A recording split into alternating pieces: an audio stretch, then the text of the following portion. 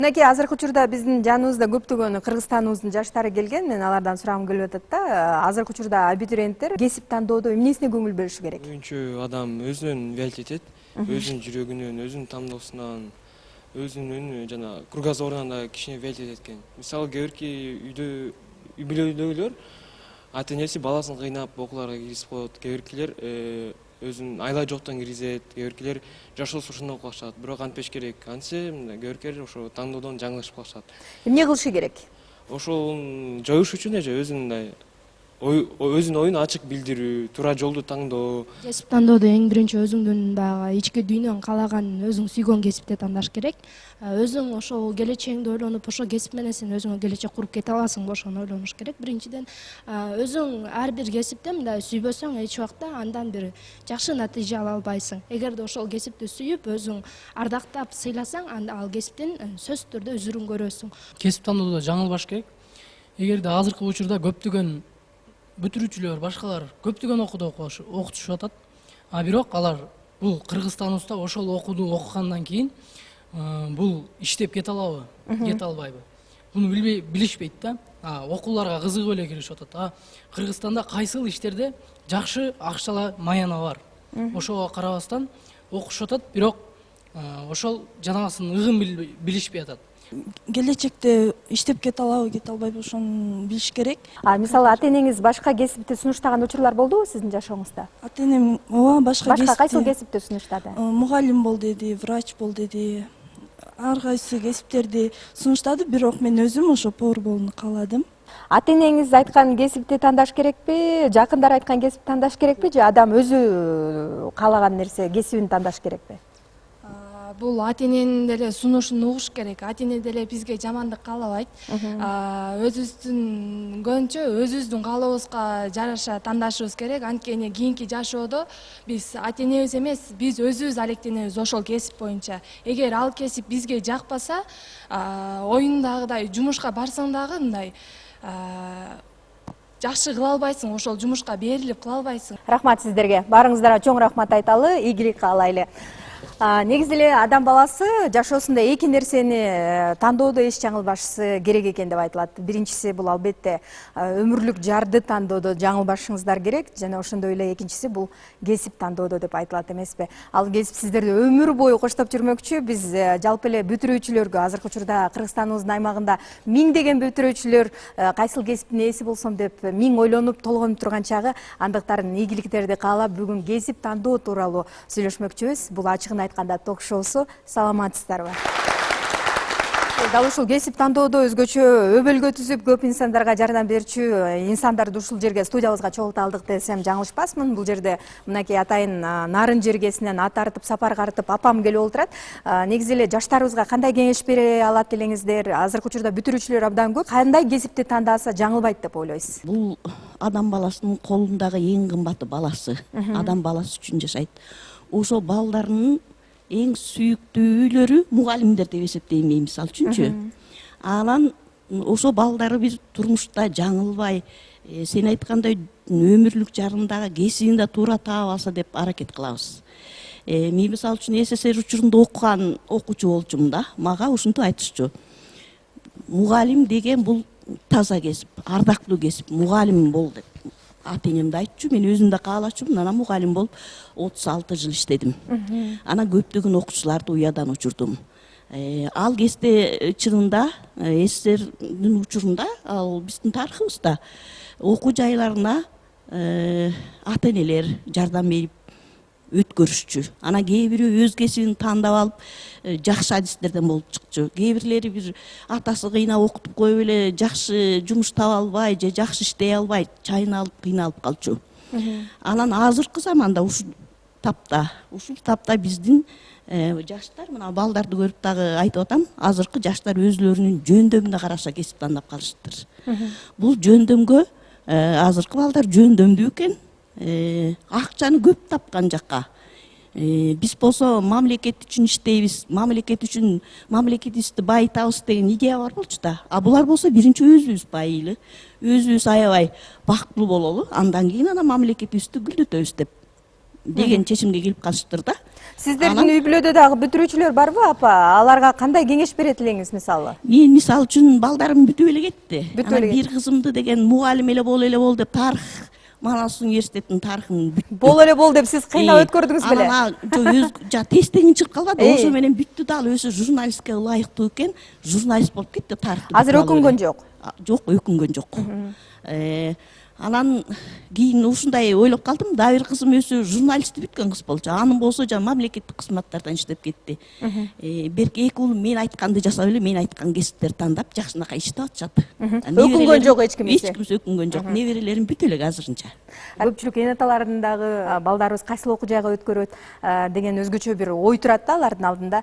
Ошол себептен мынакей азыркы учурда Илим билим министрлигинен атайын өкүл келип отурат. Сизден сурагым келип атат да. Кантип жаштарыбызга кесип тандоодо жардам бере алабыз? Жаштардын астында, бүтүрүүчүлөрдүн астында, айрыкча мектеп бүтүрүүчүлөрдүн астында кесип тандоодо бул эң чоң bir келечекте мен өзүм үчүн эмес, келечекте мен мамлекетим үчүн эмне кылам, келечекте экономиканы кандай кылып өнүктүрсөк болот, мен өзүмдүн салымымды эмнеге кошо алам деп билиш керек. Биринчи туура баягы үй бүлөлүк неме, баягы өзүңөрдүн мүмкүнчүлүгүңө жараша болот, бирок азыркы заманда биздин балдарыбыз баары эле мамлекет мага эмне кылды дебей, биз азыр мамлекетке эмне кылабыз, биз ушу мамлекетти кантип байытабыз, мамлекетибизди кантип түздөйбүз деп. Ошон үчүн туура кесип тандаш бул азыркы эң жаштардын бир татаал мезгил деген эмес да. Ата-энелерди дагы угуш керек, жумуш берүүчүлөрдү дагы угуш керек, өзүңөрдүн көкүрөңөрдөн, көөдөңөрдөн чыккан кесип тандаш керек. Себеби кесип тандоо бул өтө татаал маселе. Аны эртең жаңылышпаш керек. Себеби жогорку окуу жайын бүтүп алып, лицейлерди бүткөн балдар бар. Лицейлерде бул бир адистен экинчи адистикти тандаган адистер бар. Ошон үчүн бул өтө татаал маселе. Мен айтат элем, кесип тандоодо эң татаал маселени бул тандоо талап кылып атат да. Ошон үчүн жаштар азыр силер өзүңөрдүн көкүрөңөр менен, көөдөңөр менен, жүрөгүңөр менен сүйлөшүп, ошону тандаш керек. Ата-энелердин тиги бар, буга бар деген болуш керек. Азыр дүйнөлүк немеде эң кайсы жакшы адистер бар? IT технология деп коет. Азыр себеби ошону биз эмне болуп атабыз? Сан ариптешүү, биз баардык цифрага өтүп атабыз. Ошон үчүн эң биринчи азыр IT технология боюнча, экинчи азыр айыл чарбасы, тоо-кен адистиктери, медицина, мугалимдер адистери эң керектүү адистердин бири болуп эсептелет. Ошон үчүн силер кесип тандаганда жүрөгүңөр менен, өзүңөрдүн ишеничиңер менен келечекте өзүңөрдүн үй бүлөңөрдү багала турган, анан мамлекетти өнүктүрө турган, мамлекеттин экономикасын өнүктүрө турганга эмне кошо алабыз деген жакшы бир кесиптерди таныш керек. Себеби эртең өкүнбөшүңөр керек. Бүгүнкү күндө 61 миң бала бүтүп атат, ошонун 41 миң баласы ОРТдан тестөөлөргө өтүштү. Ошолор эми канча бала алышат, ошонун негизинде ар бири өзү окуудан атат. Ошондой эле азыркы акыркы учурда мен өзүм айтып кетейин, себеби мурда жогорку окуу жайларында 200 миңден ашык бала окуса, азыр 150 миң болсо, азыр кесиптик билим тандоо боюнча лицейлерге, колледждерге тапшырган балдардын саны күндөн күнгө өсүп атат. Себеби азыр биздин жаштар түшүнүп калышты, кесип тандоону уже тандап калышты. Мурда ата-энесинин тигиндей экономист, юристтерге барбай азыр эң негизги ушу өзүнүн сүйгөн кесибине, өзүнүн ушу экономикалык мүмкүнчүлүгүнө жараша, өзүнүн үй бүлөсүн багып келе турганга жакшы кесиптерди тандап калышты да. Буга чейин жанагы өлкөбүздө юристтер азыркы учурда аябай басымдуулук кылат да, юристтер, экономисттер, дал ушул кесипке баргандар абдан көп болуп атат да. Ошондон улам сиздерден сурагым келип атат да, мындай атайын программалар иштейби Илим билим министрлигинде? Дал ушул балдарга кесип тандоодо өбөлгө түзүш үчүн, жардам бериш үчүн? Атайын билим берүү министрлигинде бир кесип тандоо үчүн мына кесипке багыт берүү боюнча бизде иш-чаралар жүргүзүлөт. Лицейлерде дагы, вуздарда дагы, жогорку окуу жайларында дагы, мектептерде дагы. Мектептерге биз азыр атайын киргизели деген сунуштарды да айтып атабыз. Себеби баягы класстык сааттарда мектептен баштап биз балага багыт бербесек кесип тандоого, эртең эле ал может жаңылышып калышы мүмкүн. Кесиптерди тандоо, туура багыт берүү бул мектептен башталат, бала бакчадан башталат. Ошон үчүн биз бала бакчадан баштап азыр атайын программаларды киргизүү үчүн иштеп атабыз. Министрликте мындай иштер жүргүзүлүп атат. Негизинен лицейлерге, анан кийин колледждерде багыт берүү үчүн атайын биз концепция, атайын программаларды иштеп чыкканбыз. Бул боюнча жогорку окуучулар атайын мектептерге чыгышат, ал жерде өздөрүнүн иштерин жүргүзүшөт, ал жерде реклама кылышат, жарнама кылышат. Кесипке тандоо боюнча биз ар бир окуу жай өзүнүн мүмкүнчүлүгүнө жараша тандоо жагына, тартуу жагынан иштеп атышат. Бирок азыркы балдар, мен өзүм көптөн бери эмне кылам, балдар түшүнүп, азыр кесип тандоо боюнча жакшы бир багытка бурулуп калышты десем болот да. Мисалы үчүн бир учурда жана юрист, экономисттер абдан көп болгонду атпайсызбы? Азыркы учурда жана кесиптик лицейлерге дагы басым жасалып, артыкчылык берилип, дал ушул жака ыктаган дагы жаштарыбыз абдан көп болуп атат депчи. Ошондон улам сизден сурагым келип атат да, дал ушул кесиптик лицейлерге көп студенттерди, окуучуларды чакырып ала турган болсок, башка жааты калып кетпейби? Жок, Мындай пландуу иш алып баруу жүрөбү? Деги эле Кыргыз Республикасында. иш алып барганда окуу жайга биз беребиз, баягы кабыл алуу планы бар, контракт негизинде, бюджеттин негизинде биз атайын бекитип беребиз. Эми азыркы учурда өкмөттүн деңгээлинде атайын программа бар, токтомдор бар. Себеби биз азыр эч кандай биз баягы контроль кыла албайбыз, себеби жумуш бере албайбыз да, себеби жумуш берүү боюнча биздин ишканалардын көбү азыр алышпайт, себеби жеке менчик болгондуктан. Биз только бир гана медициналык адистер менен педагогдорду биз мамлекеттик деңгээлде эгер бюджет топсалат ишке орноштурганга милдеттүүбүз, себеби ар бир окуу айылдардан келген баягы буйрутмалар менен биз мектеп беребиз. Юристтер менен экономисттердин немеси азыр кичине өчүп баратат деп мен айта алам, себеби бир убактарда жалаң юристтер менен экономисттер болгон. Ошон үчүн мен дагы бир нерсени айтат элем, баягы ушунчалык экономисттерибиз дагы юристтерибиз көп, бирок биздин мыйзамдар иштебейт, экономикабыз көтөрүлбөй атат. Эмне үчүн? Себеби баягы ата энесинин немеси менен баарда окуп алышкан, алардан бир жыйынтык чыкпай атат. Ошон үчүн азыркы мезгилде эң бир Кыргызстанда бум болуп турган баягы кесиптердин бири медицина болуп атат. Себеби медициналык адистерди тандоо боюнча азыр жаштардын көпчүлүгү ошол багытка барып атат. Мен айтат элем, бирок туура тандагыла, тандаганда жакшы бир кесип тандагыла, экономика менен эле тандагыла, юристтерди тандагыла. Бирок ошол кесибиңер менен биздин мамлекетке бир салым кошула турган, мамлекеттин экономикасы, мамлекеттин бир жакшы жагына жардам бере турган кесиптерди тандасаңар болот да. Рахмат сиздерге. Азыр мынакей биздин катарыбызда Бактыбек мырза отурат. Эле жаштарыбыздын дал ушул кесип тандоосуна өзгөчө эмнеге көңүл бөлүшү керек? Бир эки кесип жөнүндө айтат элем, бирок мага көпчүлүккө кошулбайт болуш керек. Кошулбаса да айтып өтөйүн. Деги эле дүйнөсүндө эки чоң кесип аябагандай актуалдуу болуп баратат да. Бул ветеринария жаатында жана айыл чарба адиси боюнча. Көрдүңүзбү? Себеби деген бизде коомгочу мындай аң сезимге сиңип калганда ветеринар десе эле ойлошот, айылга барып эле майылга ийне сайыш керек депчи. Жок. Бүгүнкү күндүн ветеринариясы таптакыр башка нерсе. Сиздин оюңуз боюнча дал ушул айыл чарбасына кызмат кылчу бүтүрүүчүлөр ошол жака көбүрөөк кесип тандап кетсе деген ойдо турбайсыз. Себеби эмнеде? Себеби деген мисалы үчүн айтып атпайбы, ошо бүтүрүүчүлөргөчө Кыргызстан өзү агрардык өлкө. Кадимгидей кезекке туруп калышат. Көрдүңүзбү? Себеби деген мына бүгүнкү күндө жана Евразестин составына, курамына кирип атабыз. Ал жака эмне? Ал жакта жалаң лаборатория иштеш керек. Жанагындай жогорку деңгээлдеги адистерге муктаж болуп атат да. Анын үстүнө экинчи бир жагы мына бүгүнкү күндө дүйнөнүн башын ооруткан маселе тамак аш. Аба булганган, суу булганган, экология толугу менен бузулуп баратат. Албетте, мындай эмне кылыш керек? Тамак ашты коопсуздугун биринчи кезекте оңдош керек. Ошон үчүн дүйнөлүк жана чоң фонддор аябагандай көп акчаларды бөлүп атат, гранттарды бөлүп атат. Көрдүңүздөрбү? Себеби эмнеге? Ошол жергиликтүү ар бир өлкөлөрдө ошондой адистерди даярдоош үчүн. Бул эки адистикти мен аябагандай маанилүү деп ойлойм. Бул багытта өздөрүн даярдаш керек. Көп эле ветеринарлар жумушу жок жүрүшөт десем жаңылышпайм да. Алардын баардыгына жумуш жок. Муну эмне менен түшүндүрө алат элеңиз? Бул эми мындай да, мисалы үчүн бүгүнкү күндөгү жаңы материалдык техникалык базада даярдалган ветеринарларга талап аябагандай жогору. Бирок буга чейин ветеринардык билимдерди алып алгандар, алардын тиги билимдери кандай деңгээлде биз биле албайбыз да. Көрдүңүзбү? Ошол жерде айырмачылыктар чоң бар. Мен өзүмдүн көзүм менен көрүп аралашып жүргөн үчүн билем, кайдымгыдай кезекте турушат. Мен кийинки жылы канча жыл окуучу бүтөт ветеринариядан, же айыл чарба адистигинен. Мага мынча бала, мага тигинчи бала. Себеби алардын баары аябагандай бүгүнкү заманбап жаңы шарттагы лабораторияда билим алган балдар. Менимче бул багытка көңүл буруш керек да. Кыргызстанда деги эле ушундай көпчүлүк жерде жабдылган деп ойлойсуздарбы ошондой нерселер? Бирок эми жабдылган эмес да. Бирок Кыргызстанда биринчи жабдып алыш керек го деп ойлойм да. Бирок карасаңыз, Кыргызстанда элдин калктын 65% айыл жеринде жашайт. Демек, бул адистерге 2 эсе 10 эседен да көп талап бар. Демек, анда бул багытта биз кайдымгыдай билим берүү министрлик тарабынан бир багыттуу иштеп башташ керек менин оюмча. Кандай дейсиздер? Өзөктүү ой айттыңыз, сизге ыраазычылык билдирели. Дал ушул айыл чарба жаатында дагы көптөгөн мындай жетишкендиктер болуп калышы толук мүмкүн. Бул жерге мынакей супсулуу болгон Айтолкунду бекеринен чакырган жок. Азыркы учурдагы мындай өтө актуалдуу, популярдуу ажарлоочулардын бири да. Жакшы бизнес алып баруучу десем дагы жаңылышпайм да. Өзүңүздүн ийгилик сырыңызды бөлүшүп өтпөйсүзбү? Ажарлоочу болуш үчүн биринчи мен жогорку окуу жайды бүткөн эмесмин.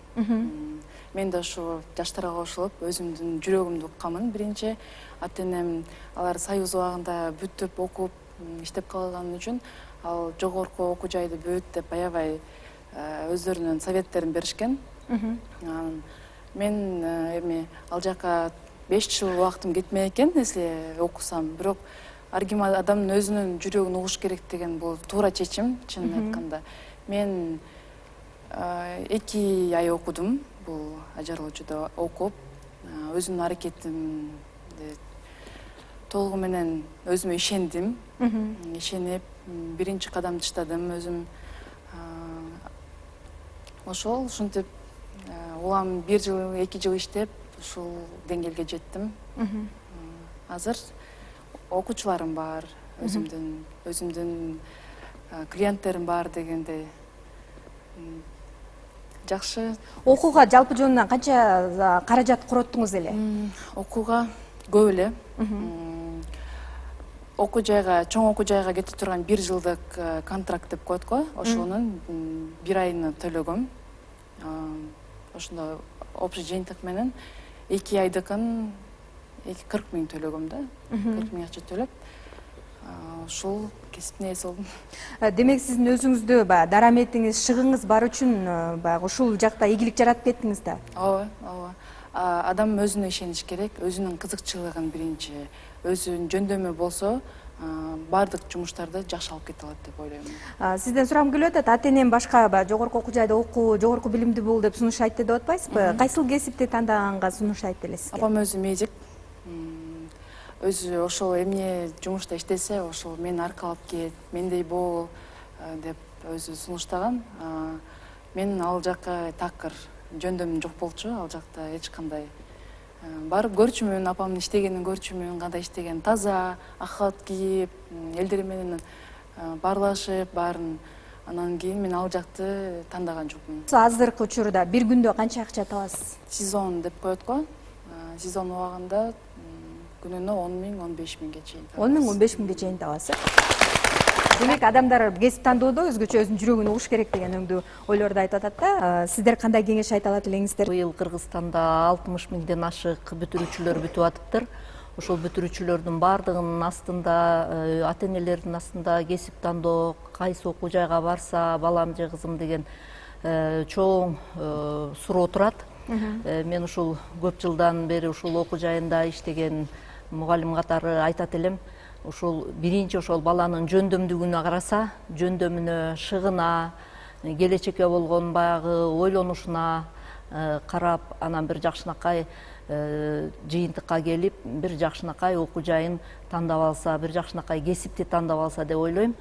Мисалы үчүн мен өзүм кесиптик техникалык лицейде окуу иштегендиктен ушул биринчи ушул кесиптик лицейлерден баштаса, ар бир кесиптин бир өзүнүн колу менен бир нерсени жасаганды үйрөнсө деген бир кеңеш берет элем да. IT технология, компьютердик техниканы тейлөө, оңдоонун устаты, муздаткыч техникасын тейлөө, оңдоонун устаты, электрондук приборлорду тейлөөнүн устаты, компьютердик дизайн, графика деп коет.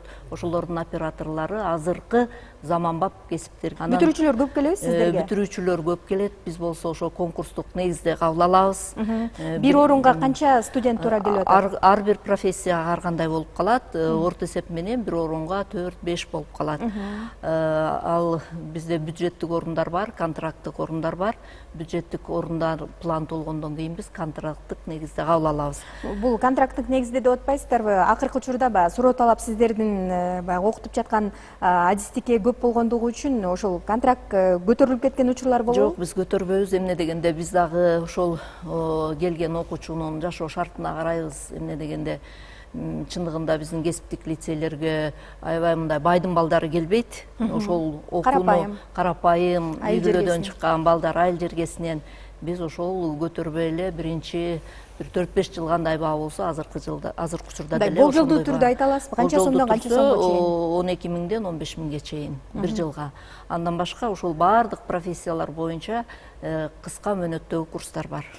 Сиздерди окуп бүткөн бүтүрүүчүлөр баягы жумуш таап кетүүсүнө көзүңүздөр жетеби? Эми биздики жогорку окуу жайынан айырмасы 60%, 60-65% бүт кесиптүүлүк техникалык окуу жайларында окуу практикалык жүзүндө болот. 35-30%-инде бул теория түрүндө берилет.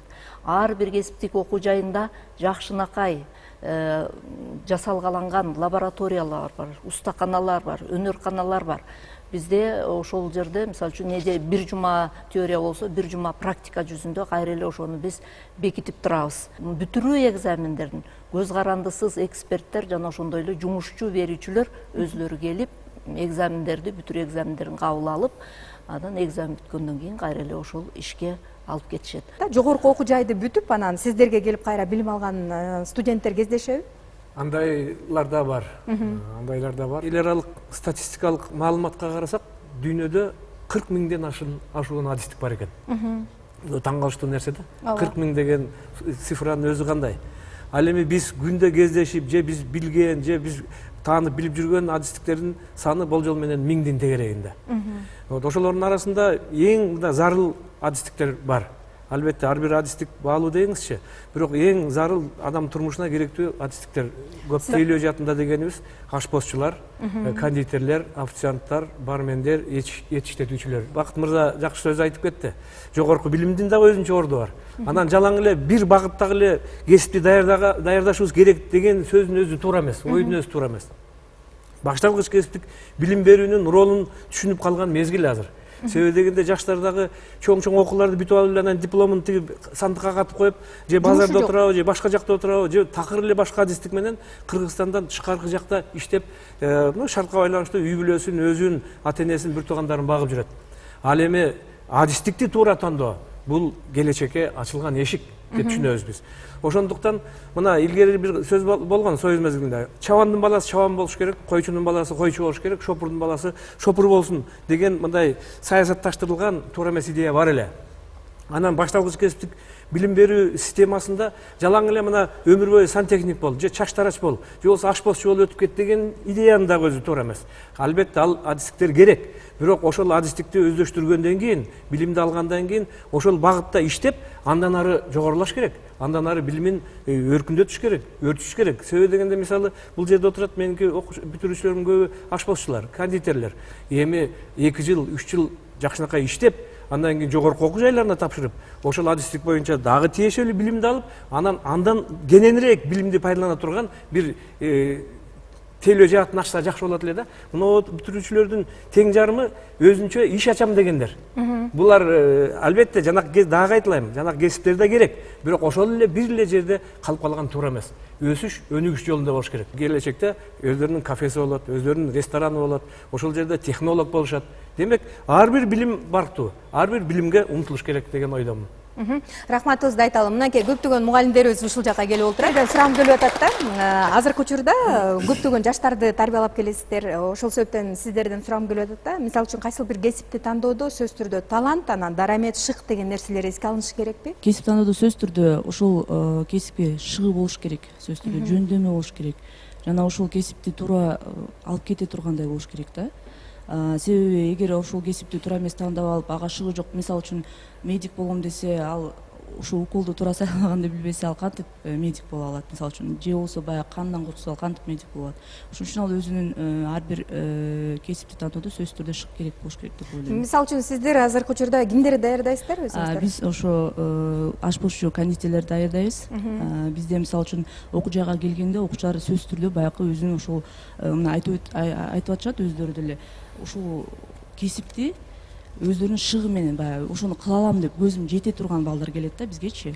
Ошону бир көргөндө жасап кете тургандай, ушунчалык фантазиясы жогору балдар, күндө бир идея менен иштей турган балдар келет да бизгечи. Мындай болобу, шыгы жок, таланты жок балдар келип, анан сиздерден баягы профессионал болуп, кесибин сүйүп ошол жерден анан баягы өзүнүн талантын ачып, ийгиликке жетип кеткен студенттер болобу? Андай да окуучулар болот. Себеби башында баягы биз ойлойбуз да, бул бала кантип окуп кете алат деген бир ой пайда болот да биздечи. Анан кийин баягы бир жолу биз баягы окутууда баягы көрсөткөндөн кийин ошондо баланын өзүнүн сезими ойгонот. Мен ушундай кылсам жакшы болот экен деген эме менен, же болбосо бир баягы өндүрүшкө чыгып бир практикага көрүп келгенден кийин, мисалы үчүн кафе ресторандарга иштеп келгенден кийин алардын бир сезими ойгонот да, ушул кесипти мен туура эле тандаган экенмин деген ойдо болушат да. Анан кийин ошону менен аягында ал керек болсо мыкты дагы ашпошчу болуп кетиши мүмкүн.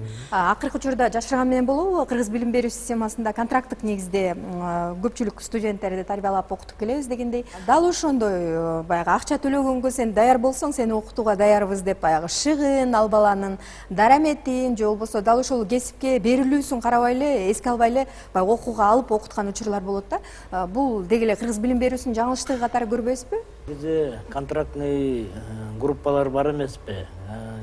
Конечно, бюджетный основада окуган балдар, булар өзү каалоосу менен келип окуса, буларды окутканда даже мугалимдерге да жеңил. Эмнеге десе, эңде таңдап алып келип окуп атат. А вот контрактный группага ким калат? Бир жерге жогорку окуу жайына барып, балы жетпей, окууга шарты жетпей, эптеп айылга кетпей эле ушу шаардан бир документ алып калсам, бир жылды бекер өлтүрбөйүн деп келип контрактный основада окуйт. Ну, если анча-мынча хотя бы чымыны болсо, техника менен жакын болсо, өзүмдүн кесибим боюнча холодильный техникада, техникага жакыныраак, чүйт анча-мынча түшүнүгү бар бала окуп кетсе, окуп кетет. Даже контракт акчасына карабай эле. Биздин кесип деле аябай керектүү кесип экен. Турмушта азыр холодильный техника деген укмуш керектүү, потому что без холодильной техники, например, торговля жок. Мисалы үчүн техниканын өнүгүшү менен баягы секунд сайын жаңы заманбап техникалар алмашып жаткандыгын сиз жаңы эле айттыңыз да. Сиздер да дал ошондой мезгилден артта калбай умтулуп, ошол жаңысын жасаганга, жаңысын оңдогонго үйрөнөсүздөр бе? Бизде дагы ал үчүн сиздер өзүңөр дагы мугалимдер дагы окуп турсаңыздар керек. Биздин лицейде, например, ачык айтканда интернет ар бир кабинетте бар. Түшүнүгү жогорку балдар бар да арасынан. Мен şu yerden уктум эле, мындай техника пайда болуп туруп, ай муну кандай болот деп эме кылса, ал баладан артта калбашыбыз керек. Биз өзүбүз деле интернетке кирип, современный технологияны, например, жанагы электронный платаларды кандай ремонт кылыш керегин бүт баарын чыгарып, өзүбүз заранее бир хотя бы бир жума мурун тиги баладан мурунураак билип алышыбыз керек да. Рахмат сизге. Негизи эле кесип өмүрүбүздүн 3/4-ин өткөргөн ишибиз аларды болгон нерсебиз болуп эсептелинет экен да. Мисалы сиз мугалим болуп эмгектенет экенсиз, кайсы сабактан бересиз? Компьютерларды оңдоо боюнча, ошол компьютерларды оңдоо боюнча сабак берем. Аябай керектүү кесиптердин бири. Бир эле кесипти айтат элем. Башка кесиптерди тандабагыла дебейм. Башка кесиптерди эле тандагыла. Бирок азыр биздин президентибиз айткандай, санариптештирүү жылы дебедиби?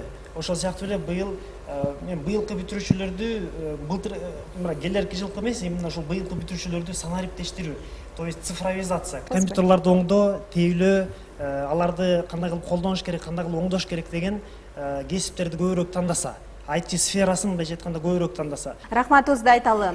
Келиңиздер, эми ар бириңиздер өзүңүздөрдүкүн айтып алдыңар, ашпозчу болсун дедик, көбүбүз айтишник болсун дедик, холодильник оңдосун дедик, ажарлоочу болсун дедик, юристтер келсе юрист болсун деп айтмак, менимче экономисттер келсе экономист болсун демек. Негизи акыркы учурда университеттин баягы перспективасын тагыраак айтканда, ошол учурда кайсыл бир университет мындай актуалдуу, популярдуу болуп турса, дал ушул университетке окуганды каалаган жаштарыбыз дагы аз эмес да. Ошондон улам сизден сурагым келип атат да, ушуга да көңүл бөлүш керекпи же кереги жокпу? Эми ар бир окуу жайдын өзүнүн орду бар. Керек, баары эле биз жумуш адистик тандабайбыз, же болбосо биз техниктерди же технологдорду же болбосо жогорку окуу жайын тандабайбыз. Ар бир неменин системанын же болбосо ар бир тармактын өзүнүн орду бар. Университеттин өзүнүн орду бар, лицейлердин орду бар, колледждердин өзү бар. Себеби ар бир окуу кесип бизге керектүү. Себеби эми азырынча биз жогорку окуу жайларында көбүрөөк болуп атат окуган балдар лицейлерге караганда. Себеби союз убагында мисалы үчүн бир инженерге 5 технолог анан 100 рабочий болсо, азыр тескеринче бир жумушчуга 5 технолог анан 15 инженер болуп атат да. Ошону биз азырынча биз бул шартта рыноктун анан базар экономикасынын бул немеси биз эч качан биз бул касипти тигини деп биз токтото албайбыз. Себеби мүмкүнчүлүк болгондо окууну тандап аткандан кийин ар бир окуу жайы өзүнүн мүмкүнчүлүгүнө жараша сабак берип кадрларды даярдап атат да. Шартка жараша бизде 63 окуу жай бар, 32 мамлекеттик, 31 жеке менчик окуу жайы. Бул учурдун талабы болуп атат, бирок эми мындан ары бара ар бир окуу жай өзүнүн ордун табат деп ойлойбуз. Себеби келечек өзүн тандайт, келечекте окуу жайлар өзүндү тазалашат да бири-бирине. Демек, дал ошол университеттин перспективасына дагы карап коюш керек деген ойдо турбайсызбы? Айтолкун, сизден сурагым келип атат да. Психологдордун айтымы боюнча азыркы учурда жаштардын көбү баягы ата-энесинин, классташтарынын, же болбосо өзү менен курбалдаштарынын арасында сөз болгон, же болбосо модага айланган, популярдуу болгон гана кесиптерге өтүп кетип атат да. Сөзүн угуш керек, ооба. Азыркы кыздар, менин окуучуларым келет. Мен окусам болобу сизде, мен алып кете аламбы, сизде болуп, ушундай жакшы жумуш кылып кете аламбы деген кыздар аябай суроо. Бул суроо менин үчүн күндү бериле турган суроо. Мен кол менен алып кете аламбы, мен может боеп көрөмүн, сиз көрөсүз, эсе алып кете алсам мен окуйн деген кыздар деле көп. Мен кеңеш берем ар бир кызгачы. Ата-энең менен барып сүйлөш, биринчиден ата-эне менен барып сүйлөш. Ата-энең макул болсо, анан кийин өзүңдүн биринчи оюңду биринчи танда. Көбүнчө эле кыздарга ата-энеси жогорку окуу жайды бүткүлө, диплом алгыла деп кеңеш берет. Мен ошентип эле ученицаларды ошентип алам. Келиңиздер, сиздер мисалы балдарыңыздарды, менче сиз деле балаңызды кесип тандоодо сөз түрдө эле мындай ашпозчу бол деп айтпасаңыз керек менимче. Мен бир өзүм принцибим бар да, кесип тандоодо. Эки нерсени эске алыш керек деп ойлойм. Биринчи, баланын мүмкүнчүлүгү. Ошого таланты шыгы барбы, жокпу? Бул биринчи болуш керек. Экинчиси, ошол адистик талап кылынып атабы же жокпу? Эмгек рыногу. Себеби дегенде айталы 10 диплом алып алсаң деле болот азыркы учурда. Бирок бир дагы ишке орношо албай калышы мүмкүн. Биринчи алган билим боюнча иштеп кеткенге өзүндө мүмкүнчүлүк болуш керек. Экинчиден ошол адистикке талап керек. Демек, бу жерде айталык басымдуу жагы бул иш берүүчүлөр тарабында. Ошондуктан билим тандоодо окуучулар дагы ошону эске алыш керек, бүтүрүүчүлөр. Экинчиден жана билим берип аткан окуу жайлар, алардын жетекчилери ошол талап кылынып атабы? Ушуну эске алыш керек деп ойлойм. Кесипке жараша жумушка орноштуруу маселеси дагы каралыш керек деген ойдосузбу? Жумушка орноштуруу маселеси сөзсүз болуш керек. Эмне дегенде ар бир окуу жайына келген бала, мен ушул окуу жайды бүтүп алып бир иштеп кетсем экен, өзүмдү өзүм каржылап кетсем экен деген маселе турат да. Ооба. Ар бир окуу жайы аракет кылыш керек депчи. Чындыгында азыр базар экономикасынын учурунда бул конкуренция болуп атпайбы? Конкуренция окуу жайлардын арасында бири-бирибиз менен болгон конкуренция, ошол профессия болуш жагынанчы, кесип жагынан. Ар бир эмгек жаамат ошол аракет кылыш керек. Жаңы техникаларды замандан калып калбаганга, техникалардын өсүп атат, кечээки күн бүгүнкүгө окшобой атат дегендей. Ошон үчүн жеке эле ошол оборудование, жабдык жагында карабай, окуу процессин, жаңы инновационный система обучения дегендер ошолорду ишке киргизип, аракет кылыш керек да. Азыр жаштар өтө, мисалы үчүн биз окуган учурдан, союз учурундагыдан жаштар бизде аябай билимдүү. Булар бүт бардыгын окуп, интернет аркылуу анализ жүргүзүп турушат. Ошондуктан ошол балдардын суроо талабына жооп берип, ошол ар бир окуу жайы биз ушул келечектеги келген балдар үчүн коюлганбыз деген маселенин үстүндө биз иштешибиз керек. Эмгек рыногунун талабы бул орчундуу негизги маселе экенине мен бир далил айтып коеюн. Мына быйыл жарым жылдай болуп калды. Мына дүкөн тармактары бар компаниялар бар да, Бишкекте мисалы. Ошолор бизге тикеден тике кайрылуу жасашты.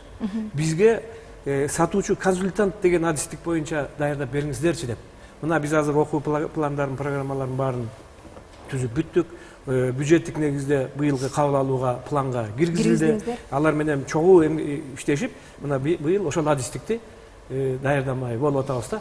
Анан бу жерде 100% ишенич бар. Ошол бүткөн балдар 100% жана дуалдык система менен жумуштап, окуп жаткан мезгилинде эле иштеп, анча мынча акыта башташат. Сулуулук индустриясында дагы менимче көптөгөн өсүүлөр болуп, анан ушул жакка ыктагандар дагы көп. Ата-энелер тарабынан дал ошол кесипти тандоодо баягы балага дагы, мугалимдерге дагы мындай жакшыраак болуш үчүн жакшы кесиптин ээсин тарбиялап чыгууда ата-энелер дагы кандай жардам көрсөтүшү керек деп ойлойсуз? Кесипти тандоонун алдында же болбосо үй бүлөдө ошол мектепти бүтүп атып бир жаңы жолго түшөрдүн алдында эната менен чогуу отуруп сүйлөшүп. Бир нерсени тактагым келип атат да, ушул эле учурда баягы кесип тандоо болушу керекпи? Мына 11-класста эле ойлонушу керекпи эната? Жок, алдымала бул кесипти алдымала сүйлөшүп, алдымала үйдө баарлашып туруш керек. Мисалы үчүн кээ бир энаталар бар го, баягы башталгыч класстан баштап, же болбосо бала төрөлгөндөн баштап дал ушул талантын өөрчүтөйүн, бала деген баягы кийин жашоосунда таап кетсин өзүн деген сыяктуу өңүттөгү иш-чараларды алып барат да.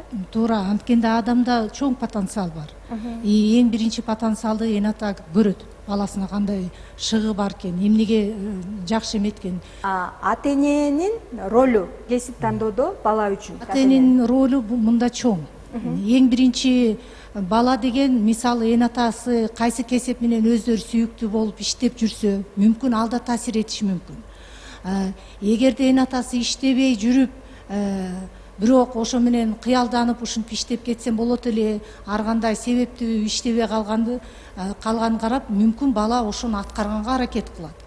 Бул да чоң эме түрткү берет да балдарга. Ал эми ошо менен бирге эната деген жакшы көз карашы менен реалдуу сунуш кылат да, кандай кесипти тандаганга реалдуу. Балам ушул кесипти тандасам мүмкүн жакшы ийгиликтерге жетебиз деп эметет. Себеби кесиптик лицейди бүткөн чоң билимдүү кишилер, кесиптик кичинекейден баштап чоң даражага жеткендер бар.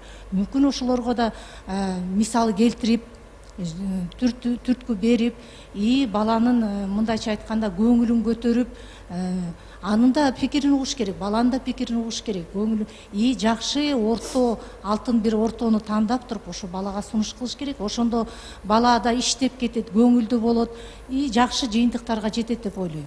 90-жылдары союз тарагандан кийин система толук бузулуп, билим берүү аябагандай төмөн түшүп кетти. Ошондо мектептен, окуу жайдан бала жетиштүү билим ала албагандыктан өздөрүнүн келечегин өздөрү пландоо деген билбей калышты. Себеби билимдери толук алынган жок да.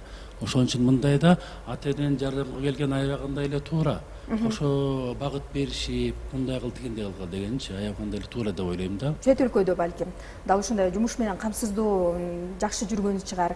Эл аралык университетте иштейсиз дегендей, сиздерде дал ушул жумуш менен камсыздоо маселеси кандай чечилет болду экен, ошону билгим келип атат да. Жумуш менен камсыздоо чет өлкөлөрдө деле жок. Алар деле мүмкүн болушунча жанагындай ар ким өзүнүн окуткан бөлүмүндөгүлөргө эң жакшы билим берет. Мүмкүн болушунча жанагындай багыттап жакшы каяка барарын эң жакшы жолун түзүп берүүгө аракет кылат. Бирок андан кийин баланын өзүнүн гана жөндөмү, кайсыга чейин барат, ал өзүнүн гана жөндөмү да. Кыргызстанда деле ошого барып калдык. Менимче ошондой эле жайына коюш керек да. Аларга жумуш таап бериш менимче ал университеттин милдети эмес. Университет ошол баланы ошонун мүмкүнчүлүгүнө жетишинче эң жакшы билим бериш керек. Анан бала өзү билиш керек канчалык. Ошол кээ бир билим жакшы алат, кээ бир начар алат. Ошо алганына жараша кызматты табышы керек болот менимче. IT адистиги боюнча кесипкөй адистикти алып окууну бүтүп аткан экенсиз да. Сиздин алдыңызда качан жумуш табам, кантип табам деген ой турабы? Насчет работы, именно где я найду, я об этом не беспокоюсь, потому что сейчас год технологий, а когда есть технологии, они будут только развиваться. Люди такие, как айтишники, их называют в народе, они нужны везде. То есть те же дизайнеры, те же SMM-специалисты и так далее, те же ремонтники, которые ремонтируют именно компьютер, которые настраивают, они нужны везде. И я, честно, не беспокоюсь, где я буду находить.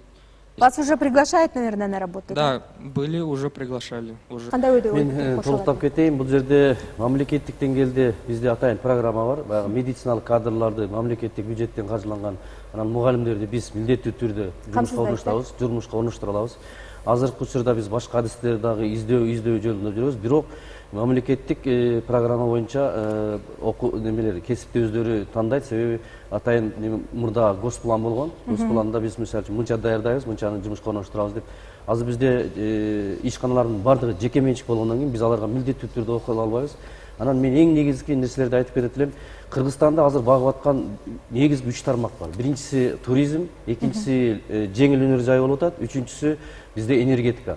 Ушул тармакта биз кадрлар даярдаш үчүн ошол ишканалар, ошол мамлекеттик мекемелер бизге могу кадрларды, могу адистерди даярдап бергиле деп эч качан бизге заказда буйрутма берип атпайбы. Ошон үчүн биз жумушка орноштуруу маселеси бул өтө татаал болуп, мамлекеттик деңгээлде муну чечиш үчүн ийри отуруп, түз кеңеште отуруп чечишибиз керек. Себеби бир эле киши же бир эле неме чече албайт.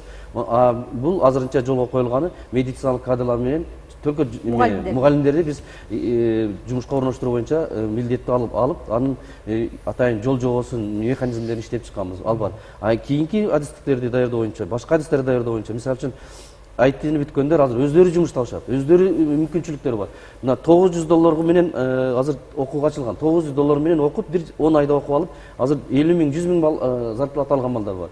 Башка адистерди дагы ошондой кылыш үчүн биз мүмкүнчүлүк шарт түзүп, ар бир мекеме менен, ар бир ишкана менен биз түздөн-түз эме түзүш керек болот. Мекемелер биз мисалы үчүн даярдасак, алар биздин кадрларды жактырбайт. Биз алар силер бизге ушундай шарт түзүп бергиле, азыркы заманбап лабораториялар же болбосо жабдууларды бергиле десек, алар жок, силер бизге даярдашыңар керек. Ошон үчүн бул жерде мамлекет менен сүйлөшүп, бирдиктүү бир иш кылбасак, азыр биз келечекте кадрларыбызды даярдаганыбыз менен биз бири-бирибизди эле күнөөлөгөнгө шарт түзүлүп атат да. Ошон үчүн мамлекеттик деңгээлде ийри отуруп түз кеңешип, могу адистер бизге керек, ошондой болушу керек. Рахмат сиздерге. Бисара Бешеналиева атындагы искусство университетине тапшырып калдым. Ошол жактагы агайлар айтып калышты эле да. Бир учурда дейт, ушул артист болом деп эч ким келбей дейт, биз пландарыбыз толбой калып, көчөдө кетип баратканда ырчы болсуң жүрү деп эптеп алып келип отургузчубуз дейт да. Азыркы учурда мына ырчылардын актуалдуулугу көп болуп, баары жаркырап жылдыз болуп көп акча тапса эле, баары жылдыз болгусу келип калды дейт. Азыр мындай конкурстук негизде бир орунга мисалы 10 баланын ичинен эң таланттуусун тандап алууга туура келип атат деп айтканы бар да. Ошондон улам деги эле кесип тандоодо жаштарыбыз жогоруда айтылган нерселердин баардыгын эске аласыздар деп терең ишенем. Эң оболу бул силердин келечегиңер, силердин жашооңор. Ошол себептен тандоодо өзүңүздөрдүн шыгыңарды, дараметиңиздерди, талантыңыздарды эске алыш керек. Азыр мынакей өзүңүздөр көргөндөй эле 1 сааттын ичинде биз дал ушул кесип тандоо жөнүндө сүйлөштүк.